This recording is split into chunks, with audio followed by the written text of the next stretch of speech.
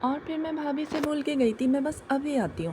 تھوڑی دیر میں چھت پر بیٹھی سوچ رہی تھی، اتنا خوف تھا کہ کہیں سیلو نہ آ جائے کہ اچانک سے میں نے دیکھا سامنے سیلو کھڑا تھا اور اسی طرح انسان کی طرح اس کی آنکھوں سے لائٹیں نکل رہی تھیں، اور میں تمہیں نہیں چھوڑوں گا۔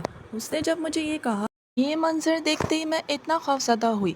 جب سیلو نے کہا کہ میں تمہیں اپنے ساتھ لے کر جاؤں گا، تم میرے نکے میں ہو، جیسے میں نے اٹھنے کی کوشش کی، ایک زوردار دھکا دیا، اور یہ منظر جب میں نے دیکھا بھابھی کو، میں چھت پر جب آئی، بھابھی کو سیلو نے دھکا دیا۔ جب میں چیخنے لگی تو سیلو نے جب مجھے کہا، اور جب یہ منظر دیکھ کے میں بہت زور سے چیخی تو سیلو نے کہا تمہیں بھی دھکا دے دوں گا، زیادہ یہاں چلانا نہیں، اور جا کے بتا دو سب کو کہ زرمش کو اپنے ساتھ میں لے جا رہا ہوں، وہ میرے نکے میں تھی۔ اور جب میں دوڑتی ہوئی گئی، میری خود حالت اتنی خراب تھی جب سب کو پتہ چلا، اور کس طرح زرمش چھت پہ سے گری تھی، اس کے منہ سے خون بہہ رہا تھا۔ اور وہاں پر جب تھوڑی دیر کے لیے مجھے سیلو نظر آیا، اور جب سب جمع ہوئے وہ اچانک غائب ہو گیا، اور میں نے کہا اس نے مار دیا بھابھی کو۔ سب لوگ اتنا رو رہے تھے، ماما، پاپا، بھیا کی تو بہت بری حالت تھی، وہ اپنے ہوش میں نہیں تھے۔ واقعی زرمش بھابھی جا چکی تھی، میری بیسٹ فرینڈ، اور مجھے یقین نہیں آتا تھا زرمش چلی گئی۔ سب دعائیں مانگ رہے تھے، اور بہت زرمش کا غم ایسا تھا کہ ہم سب اس غم کو نہیں بھلا سکتے تھے۔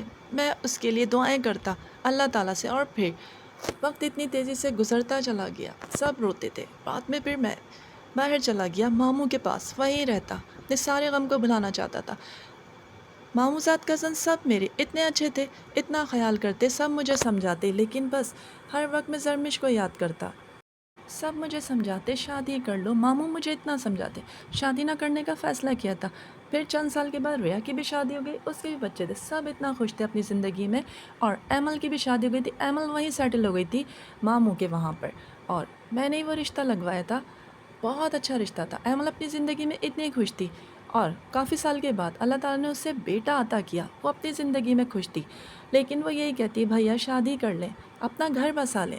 مگر میں نے شادی نہ کرنے کا فیصلہ کر لیا تھا۔ اس کی یادیں میرے لیے بہت تھیں، اسے یاد کرتا، اس کی چوڑی، اس کی چیزیں سب اپنے ساتھ لایا تھا، وہ میرے دل میں دھڑکن کی طرح دھڑکتی تھی، اور ہر وقت زرمش کو یاد کرتا، اس کے لیے دعائیں کرتا، زندگی وقف کر دی تھی اس کی یاد میں۔